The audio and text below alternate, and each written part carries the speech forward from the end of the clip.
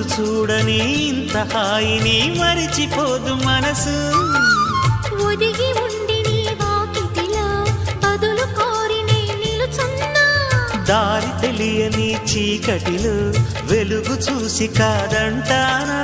ఊరించి ఇది ఏ మాసం?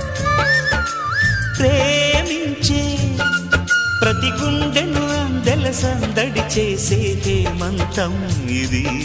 మన సొంతం అయినది. కిలకిల నవ్వే కోయిల కోసం వచ్చింది మధుమాసం. మిలమిల